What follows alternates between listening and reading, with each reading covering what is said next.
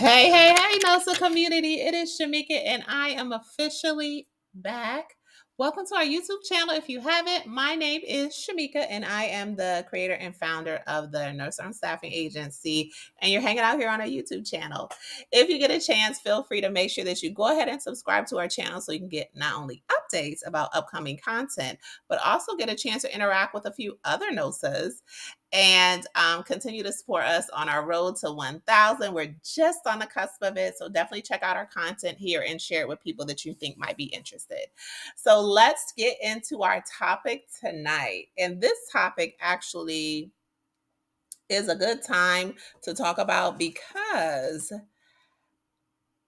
it's halfway through 2023. So if you haven't taken out any time, if it's not something that you spend a lot of time working through as far as like, who is your brand? What does it represent?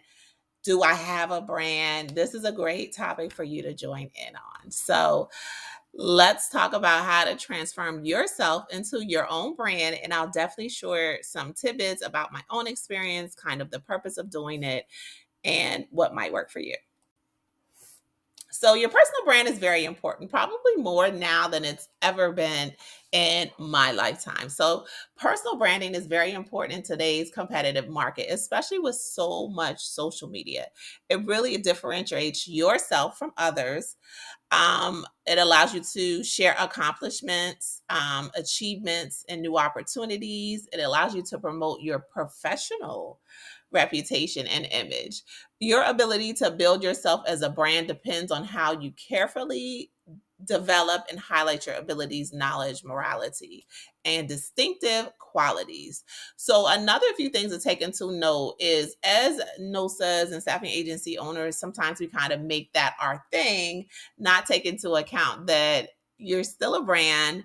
You know, people still want to know and connect to you as the owner of the organization. And it's really important that if you're going to go out there and do other things, that you kind of create a difference between the two, your agency and you as an individual, and what they mean separately and also what they mean collectively. Personal branding really just refers to the practice of creating a distinct identity and reputation for oneself. It involves developing a unique and authentic personal brand that showcases your skills, expertise, values, and personality. And I'm going to pause for a second because the personality piece is so key in our world today with so much social media and so much vulnerability and exposure of people's personal lives. A lot of times the difference between people picking this agency versus the other is the relatability. So I know many nurses, myself included, early on weren't necessarily as open to the idea of sharing yourself, sharing your experience, but that really is the difference because that's also what makes you unique. So, just as companies build their brand image to differentiate themselves in the market, personal branding allows individuals to stand out and make an impact into their personal and professional lives. So, self evaluation is really key and essential in this place because you want to recognize what you're good at. So, I tell people, especially in that social media realm, not everybody likes Facebook. Not everyone's comfortable on a Facebook Live, Instagram Live, TikTok Live, but sometimes those people are really great on platforms like Twitter or LinkedIn, where there is no expectation of seeing you. So, or Patreon. Um, there's so many options out there. So it's just a matter of finding what fits your personality and what'll let you shine. So, why is now the best time to build your personal brand? So, many of us as nurses or other healthcare professionals only focused on building the business. But as time's gone on and the pandemic is slowing down, there's been shifts and waves in our industry that may have impacted your business. But if you haven't taken out the time to create a personal brand, the opportunities and the ability to pivot may be impacted because people may only know you as such and such agency, if that, but they don't know the person. So you must decide on your brand positioning and brand statement if you want to develop a powerful personal brand. Like, what do you do? What else do you bring to the table? Yes, we know you do staffing. Yes, you staff healthcare professionals. Yes, you want to, create a community of amazing healthcare professionals that do great work. That's cool. But what do you as the individual do? What are you about? What do you represent? What's important to you? And a great way to start that process is really starting to think about what other things besides my business are important to me? What other causes do I care about? What other industries do I maybe want to be a part of? So, to do this, you must develop a message that both is clear and explains who you are, what you do, and the value that you offer. A strong social media presence should be established as well. So, creating that message is so key. And it can be, hey, I am part of what I do is I want to empower other healthcare professionals like myself to make that transition from employee to employer. That's a big tagline that I've used since we started the business 7 years ago. That's part of what, I'm about is creating a platform, creating a community. We're heavily community based. And we want to make sure that not only that you succeed, but that you have the tools and resources, information to do just that. Thinking about what's the added value to your audience. So many times you have a dual audience, you just don't know that you have it.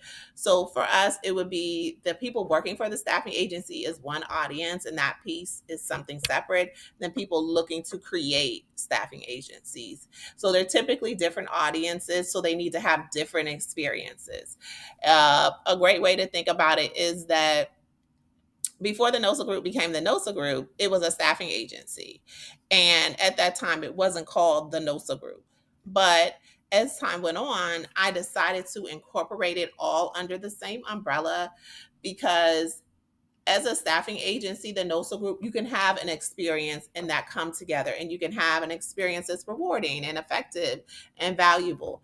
And as a person who's interested in actually starting a business or growing or partnering with other businesses and understands the experience of small business owners, that's another audience that can also be housed under the NOSA Group umbrella. And one of the things that makes that nice is that it allows both communities to come together, right? Like we did at NosaCon 2022 and work together. And then it also creates opportunities for them to work separately. So that's primarily why, for me, some of the changes around like my personal brand has changed because I've, I've kind of shifted from where things began. But of course, our staffing agency can still fill needs. They can still, participate in contracts and do different things in the same realm of bringing opportunities to others and empowering them and giving them information as well. So that's also where you see the NOSA as a headline and then the NOSA group, because as a group, we do multifaceted things. So it's not a situation where we have only healthcare staffing as what we do. We can staff anybody. And if that's something that we plan to do, and we can also really work with anybody who might be interested in setting up their healthcare staffing agency business. So you want to think about who your target market is, and I touched on that a little bit. Customize your messaging, employ SEO strategies to improve your online presence, visibility, and use of content and marketing. So, a great example of this is one, I know a lot of you guys follow me here on the NOSA group, and you probably might even follow me on other social media platforms. But the difference as far as like building your personal brand is that knowing me as Shamika J, the individual, is a different type of experience than knowing me as Shamika, who runs the NOSA group. And one of the things that I've done probably over the last couple of years is create separate social media platforms so that those audience don't get mixed. So as I mentioned in a couple of slides before, I said people want to get to know you personally, and that's great. But you don't want to necessarily consistently mix in a lot of the personal side of yourself in with the business side. Like you want to kind of have snippets pieces that make sense, where they can see you or engage with you. But in situations where you're just being yourself, or if you're someone who runs a blog, or has, does lives, or wants to share other elements of your business, that might be something that you want to put on a different platform, but kind of have it all come in under the same umbrella. So the best example I can give is that on our Facebook, we have a Facebook business page, a Facebook group, but then we have a lot of smaller Facebook groups like the NOSA Job Network, because that's what the focus needs to be on that particular group or page. We have NOSA Newbies. That's kind of what the focus should be on that particular page. And then also on a personal side, I'll always have, and I encourage you guys to have, if you're heavy on social media, with the exception of YouTube. We'll see. You guys let me know. I don't have a personal YouTube. I only have the NOSA group. But you'll always have a NOSA group page, and then also have a I am Shamika J, or whatever I call it, depending on what I'm doing, type of page, so that people who just want to know, hey, what else does Shamika do in her free time, type of thing, to get me to know me on that level, versus the business side of me, which is what you're seeing here. Again, showcasing your expertise, great places to do that and kind of incorporate the business and the personal are platforms like LinkedIn. Also, depending on what your business is, but more so for staffing, you can do some of that like on TikTok, where it's just kind of more of a mixed bag of personal and professional, or businesses, or people getting their businesses off the ground. I encourage so many noses, and I think a few of you guys have done it, to really share your experience of getting your business started. People want to know about that. That's a great marketing tool. It's also a great way to create a realistic experience for other people. Now, unfortunately, we weren't on YouTube when we began our journey, but some of the bits and pieces of how we got started, or when we were getting started, were shared in our Facebook group. And then, of course, we have some of the older videos here on our YouTube channel. But people want to kind of know, even if they're not necessarily interested in doing it themselves, people are a lot more supportive than you realize on the process of getting started in any type of business. A crucial component of personal branding is your content creation.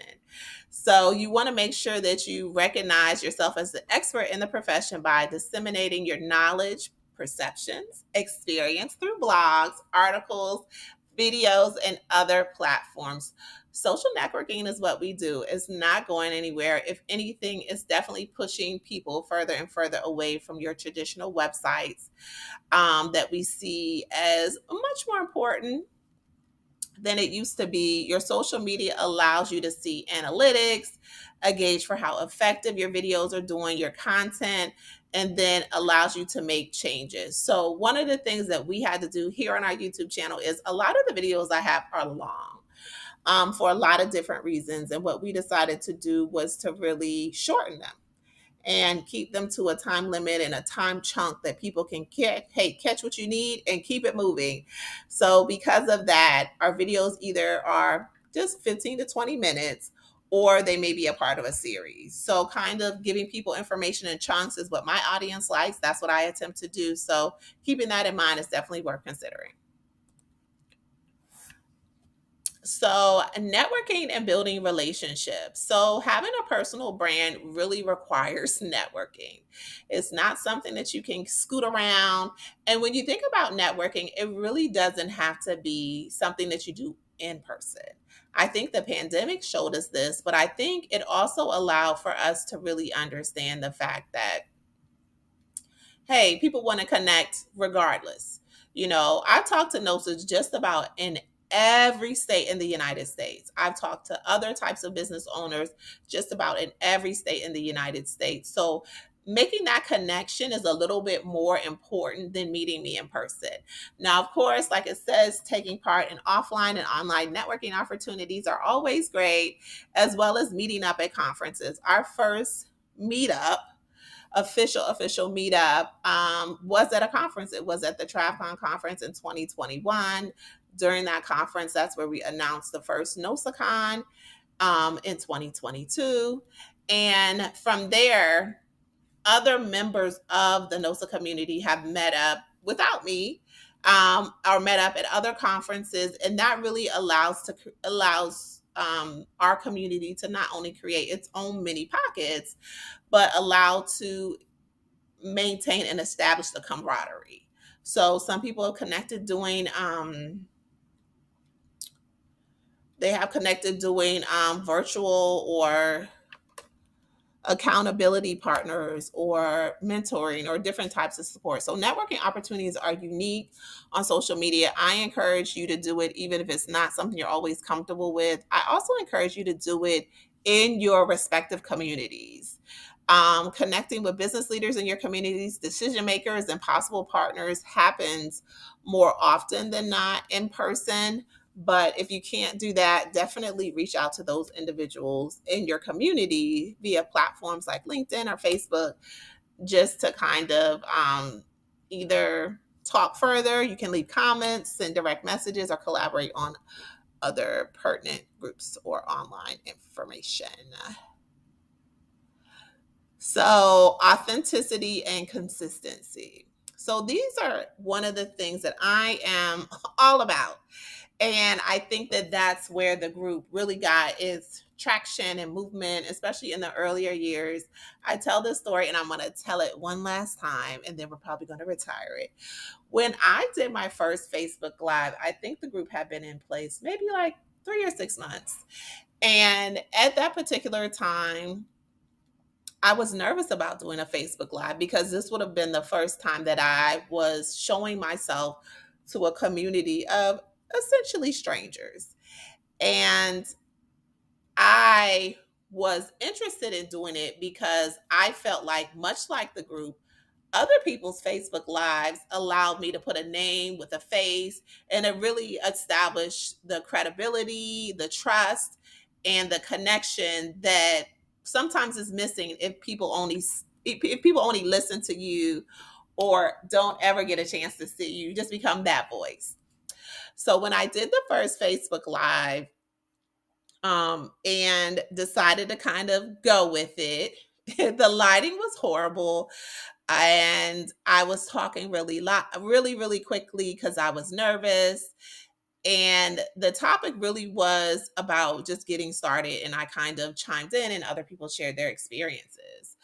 And what made that valuable was because I was being my everyday self. I was being the self that I was at home. I was being the self that people may have if you work with me on the floor, my friends, my family experience.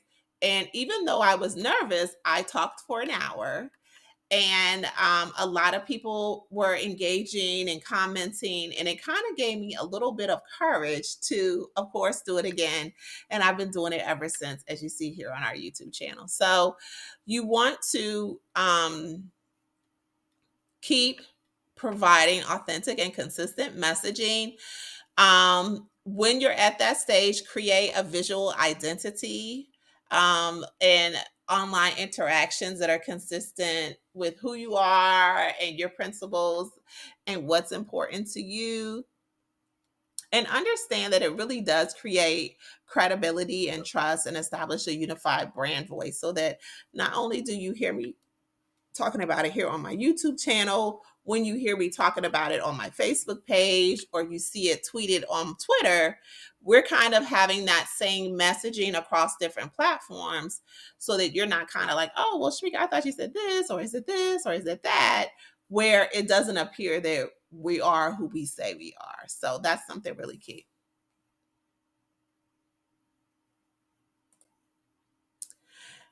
Next, when you're doing any sort of social media platforms, you want to measure and monitor. And really, what makes social media and like creating your brand nice is that you can track it. So you can find out what people like and what people don't like, whether it's based on the actual performance of a video or a post or any activity that you're doing. It gives a more immediate response than you may get from like a blog or an email campaign. to know, hey, people watched it, they watched it for this long. Like I mentioned, us changing the time on our YouTube videos, and then they engage with it this much around this time of day on these days. So using these types of platforms, create a resource to track the effectiveness of your personal brand. One other thing is be open to changing the look and feel of your brand, and that it'll be representative of what you want to put out there, the energy, the look and feel, as you guys have seen. And we'll probably share a post under our community here on YouTube to kind of see the transition of our logo. So our logo probably early last year went through the change of what you see now. And some of the reasons behind that was that we're doing some different things. So we wanted to create a different logo, but incorporate some of the things that I liked about the last logo. So our logos have become brighter. It looks a lot more professional. It's like a little bit more clear and concise, but it still has some of the colors that the original logo had, with the blues and the greens. And the white, the change from the darker teal color to the white background really gave it a pop that I think our particular logo was missing. So I was more than receptive of the idea of making the change. But we've had a couple of different variations that we worked with until we found the one that was a good fit. But continue to work with it. Think about, like, what does this represent? What does this mean? And one other thing, when you're thinking about brands and what you want to do with your particular brand in the future, if your brand is something that you want to trademark in the future, do it now how you want it to look in the future. So that's also why we decided to make the changes for the logo, is because we wanted the logo to represent a more expansive view, look, and vision for our business. So it needed to have the things that made us different or unique or distinctive present, along with kind of what we do. And you want to think about that with logos. You want to think about that with any sort of icons that you may be using. Like, what's the messaging? And I tell people, even doing the research around the colors, like there's whole videos, and we may drop one here that I use that talks about like what different colors mean to people, how people respond to different types of colors. So there's a lot more that goes into creating like your logos and your color schemes and stuff like that that you want to consider. But measuring your brand's results is really crucial because you want to make sure it's effective. Like the example I gave about changing the length of our videos is key, because if we kept them long, we weren't going to progress and continue our road to 1,000 subscribers, because people wouldn't watch the entirety of the video. It would be too much content. It wouldn't connect with the audience. We wouldn't get engagement or feedback from the audience or comments from them. So, making sure that what works works and what doesn't work is totally great. And finally, as always, thanks for watching our YouTube channel here. Don't forget to check us out on all our social media platforms. Feel free to check out our next two videos listed here about personal brand. I'll actually share here the video on